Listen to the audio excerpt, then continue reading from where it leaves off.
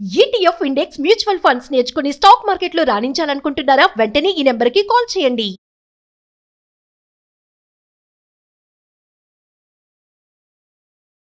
నమస్కారం.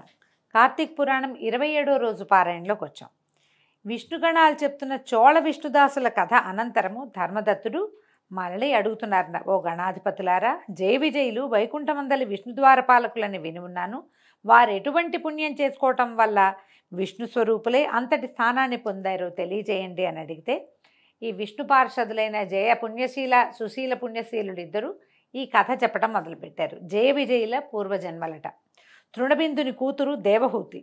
ఆమె యందు కర్దమ ప్రజాపతి యొక్క దృక్స్ఖలనం జరగటం వల్ల ఇద్దరు కుమారులు కలిగారు. వాళ్లలో పెద్దవాడు జయుడు, రెండోవాడు విజయుడు. వాళ్ళిద్దరూ కూడా విష్ణుభక్తి పరాయణులుగానే ఉండేవారు. అనంతరము అష్టాక్షరీ మంత్రాన్ని ఉపనయనానంతరము ఆ అష్టాక్షరీ మంత్రాన్ని జపించటం వల్ల వాళ్ళు విష్ణు సాక్షాత్కారాన్ని కూడా పొందారు. వేద విధులయ్యారు. యజ్ఞాలు చేయించడంలో ప్రజ్ఞ కలవారుగా ప్రసిద్ధి పొందారట. అందువలన మరుత్తుడనే రాజు వీళ్ళిద్దరి వద్దకి వచ్చి తన చేత యజ్ఞం చేయించవలసిందిగా కోరుకున్నాడు. అన్నదమ్ములిద్దరూ కలిసి వెళ్ళి ఒకడు బ్రహ్మ, మరొకరు యాజకులుగా ఉండి ఆ యజ్ఞాన్ని దిగ్విజయంగా నెరవేర్చారు. మరి సంతుష్టుడైన మరుత్తు వారికి అగణితమైన దక్షిణలు ఇచ్చాడు. ఆ సొమ్ముతోటి అన్నదమ్ములిద్దరూ ఎవరికి వాళ్ళుగా విష్ణు యజ్ఞాన్ని నిర్వర్తించాలని భావించారు. తదర్థంగా మరుత్తు ఇచ్చిన మహాదక్షిణని పంచుకోవటంలో ఇద్దరికీ తగాదాలు వచ్చాయి. ఇప్పటిదాకా అన్నీ బాగానే ఉన్నాయి. కలిసి పుట్టారు, కలిసి పెరిగారు, కలిసి చదువుకున్నారు, కలిసి పెద్ద పెద్ద యజ్ఞాలు చేయించారు. సొంతంగా నేను నాది అన్న భావన వచ్చేసరికి కొట్లాట వచ్చింది. ఇప్పుడు కూడా మన లోకంలో ఇలాంటివే జరుగుతాయి. ఆ నేను అనే నా సంసారం, నా వ్యవహారం, నా వ్యాపారం లాంటి ఆలోచన వచ్చిందంటే గొడవలు మొదలవుతాయి. పూర్వకాలం నుంచి కూడా ఇది ఇలాగే ఉండింది. అయితే ఇద్దరికీ చెరిసగం అనేది జయుడి వాదన. తనకు ఎక్కువ వాటా కావాలని విజయుడు కోరాడు. ఈ వాదోపవాద క్రోధంతో జయుడు అలిగి నువ్వు మొసలివైపొమ్మని శపించాడు. అంతటితో జయుడు ఊరుకోకుండా తన అహంకారంతో నన్ను శపించిన నువ్వు అహంకారివైన సామజాని అవుతావులే అని ప్రతి శాపం ఇచ్చాడు. సామజము అంటే ఏనుగు. ఒకళ్ళు మొసలిగా, ఒకళ్ళు ఏనుగుగా పుట్టాలని ఒకళ్ళనొకళ్ళు శపించుకున్నారు. ఇలా పరస్పర శక్తులైన ఆ సోదరులిద్దరూ విష్ణువార్చన చేసి ఆయనను సాక్షాత్కరింప చేసుకున్న వారే తమ శాపాలను తత్పూర్వాపరాలను కూడా విన్నవించుకుని శాప విముక్తికై ఆ శ్రీహరినే ఆశ్రయించారు. హే భగవాన్, నీకింతటి చేరువ భక్తులమైన మేము మొసలిగాను ఏనుగాను పుట్టడం చాలా ఘోరమైన విషయము. అందువలన మా శాపాల నుంచి మమ్మల్ని మరలించు, మా పాపాలని తగ్గించు అని పదే పదే విన్నవించుకున్నారు. అందుకు మందహాసం చేసినటువంటి అంబుజనాభుడు, జయ విజయులారా, నా భక్తుల మాటలు పొల్లుపోనీయకపోవటమే నా విధి. వాటిని అసత్యాలుగా చేసే శక్తి నాకు కూడా లేదు. పూర్వం ప్రహ్లాద వాక్యం కోసం నేను స్తంభం నుంచి ఆవిర్భవించాను. భగవంతుడు ఎందుకు స్తంభం నుంచి పుట్టాడండి? ప్రశ్నించాడు హిరణ్యకశిపుడు. ఈ స్తంభంలో ఉంటాడా అని. హరంటే ఇందుగలడు అందులేడని సందేహం అవ్వలేదు, వలదు చక్రి సర్వోపగతుండు అని చెప్పాడు.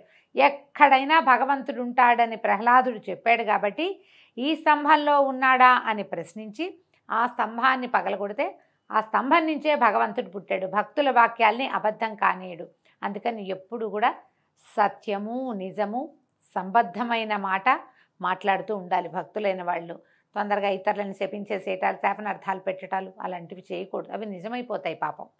అయితే ఏమంటున్నారు? పూర్వం ప్రహ్లాద వాక్యం కోసం స్తంభం నుంచి ఆవిర్భవించాను. అంబరీషుని వాక్యం ప్రకారము అతనికి లభించిన దశావతార శాపాలని నేనే ధరించాను. అందువల్ల మీరు సత్యం తప్పని వారే మీ శాపాలని అనుభవించి అంత్యంలో వైకుంఠాన్ని పొందండి అని ఆదేశించడంతో తదాదేశాన్ని శిరసావహించి ఆ జయ విజయులిద్దరూ గండకీ నదీ ప్రాంతాన మకర మాతంగాలుగా జన్మించి పూర్వజన్మ కలవారై విష్ణు చింతనతోటే కాలం గడపసాగారు. అలా ఉండగా ఒకానొక కార్తీక మాసం ప్రవేశించింది. ఆ కార్తీక మాసంలో కార్తీక స్నానం చేయాలనే కోరికతోటి ఏనుగైన జయుడు గండకీ నదిలోకి వచ్చాడు. నీటిలోకి దిగిందే తడవుగా అందులోనే మొసలిగా ఉన్న విజయుడు ఏనుగును గుర్తించి దాని పాదాన్ని బలంగా నోటకరిచాడు. విడిపించుకోవడానికి చేసిన ప్రయత్నాలు విఫలం కావడంతో గజదేహుడైన జయుడు విష్ణువుని పరిపరి విధాలుగా ప్రార్థించాడు. తలచిందే తడవుగా ప్రత్యక్షమైన తార్క్యవాహనుడు తన చక్రాయుధాన్ని ప్రయోగించి ఆ కరిమకరాలు రెండింటినీ ఉద్ధరించి వారికి వైకుంఠ ప్రాప్తిని కలిగించాడు.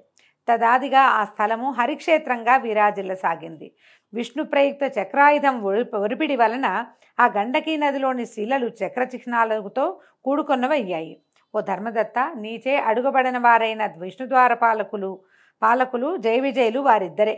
అందువల్ల నీవు కూడా దంభమాత్సర్యాలను దిగనాడి సమదర్శనుడివై సుదర్శనాయుధునుడి చరణసేవని ఆచరించు. తులా మకర మేష సంక్రమణాల్లో ప్రాతస్నానాలు ఆచరించు.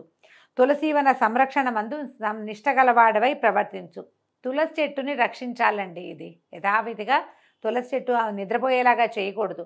ఒకవేళ ఆమె నిద్రపోతోందని అనిపిస్తే గనక, నిద్రపోయేలాగా ఉంది అనిపిస్తే ఇంకొక చెట్టుని తెచ్చి నాటుకోవాలి. తులసి సంరక్షణ చాలా మంచిది, విష్ణు ప్రీతికరం అని చెప్తారు.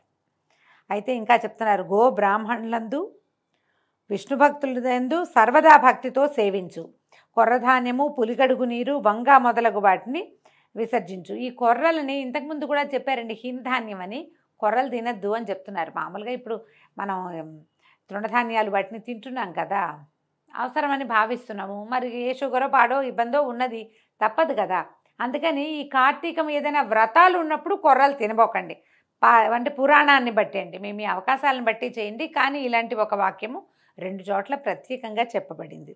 పులిగడుగు నీరు అంటే పుల్లటి నీళ్లు, వాటిని తీసుకోవద్దని చెప్తున్నారు. వంకాయలు కూడా విసర్జించాలట. జన్మ ప్రకృతిగా నీ వాచని అనుష్ఠిస్తున్న ఈ కార్తీక విష్ణు వ్రతం కంటే దాన జపో యజ్ఞ తీర్థాలు ఏవీ కూడా గొప్పవి కాదని గుర్తుంచుకో. ఓ విప్రుడా, దైవ ప్రీతికరమైన విష్ణు వ్రతాచరణ వల్ల నీవు నీ పుణ్యంలో సగభాగం అందుకోవటం వల్ల ఈ కలహా కూడా ధన్యులయ్యారు.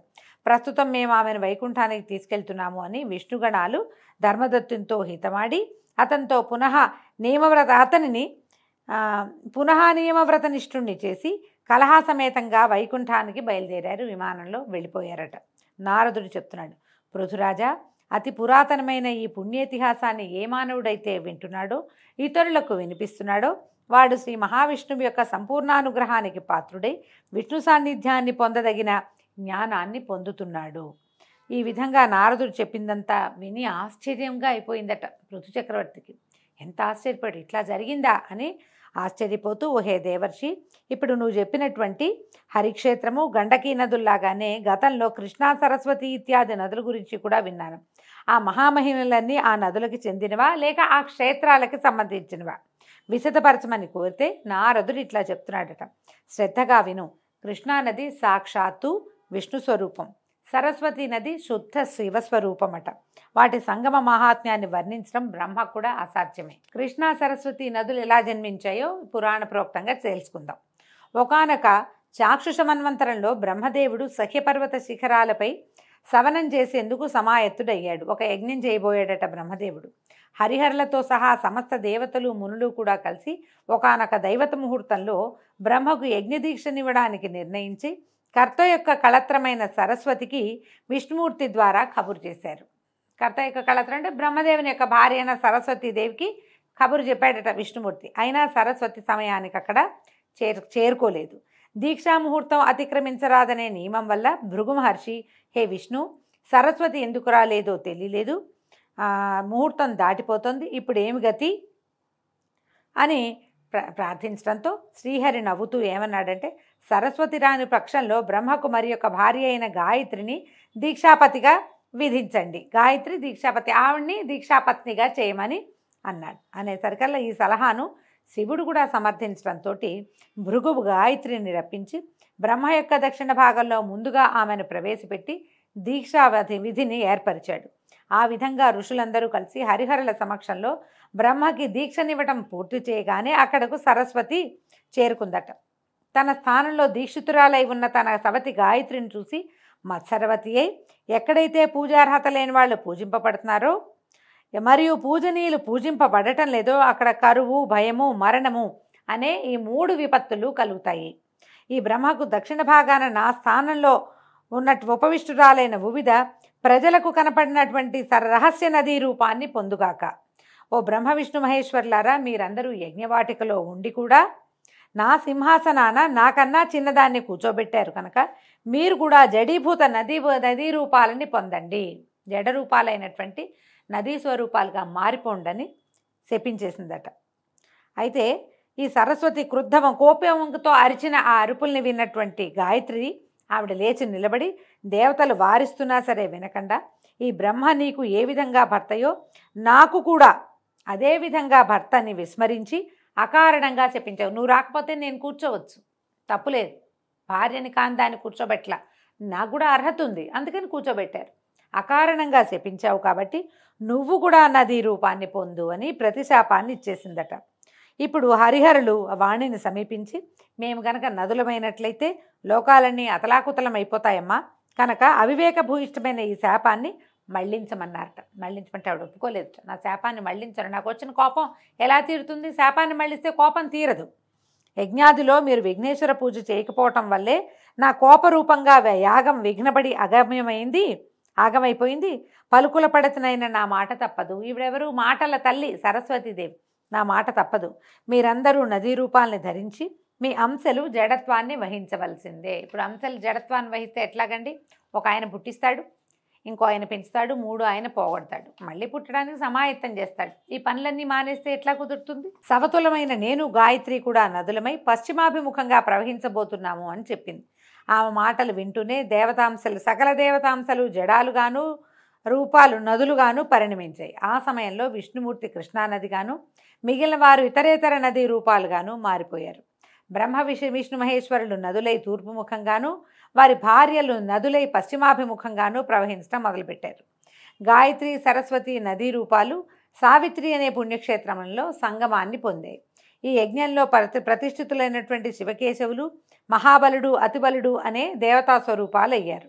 సర్వపాపహారిణి అయిన ఈ కృష్ణానది ప్రకర్షోత్పత్తిని భక్తితో చదివినా, వినినా, వినిపించినా కూడా వారి వంశమంతా కూడా నదీ దర్శన స్నాన పుణ్యఫలవంతమై తరించిపోతుంది.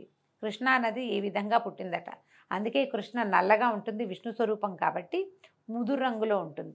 ఇది చెప్పినా కూడా సైన్స్ ఏం చెప్తుందండి? ఆ ప్రాంతపు నేలంతా రేగడి నేల అవటం వల్ల, నల్లటి మట్టి మీద ప్రవహించడం వల్ల నీరు ఇంచుమించుగా నది ఏ రూపంలో ఉన్న మట్టి సాయిల్ మీద ప్రవహిస్తే ఆ రంగులో కనపడుతుంది. కాబట్టి కృష్ణ నల్లగా దర్శనమిస్తుంది అంటారు. ఈ కృష్ణానది ఎట్లా నదిగా మారిందో తెలుసుకున్న దాన్ని చదివితే చాలా పుణ్యం లభిస్తుందట. నదిని చూసిన పుణ్యాన్ని మనం పొందుతాం. దీంతో 27వ రోజు పారాయణ పూర్తయిందండి. రేపు ఉదయం 28వ రోజు పారాయణలో మళ్ళీ కలుసుకుందాం. నమస్కారం.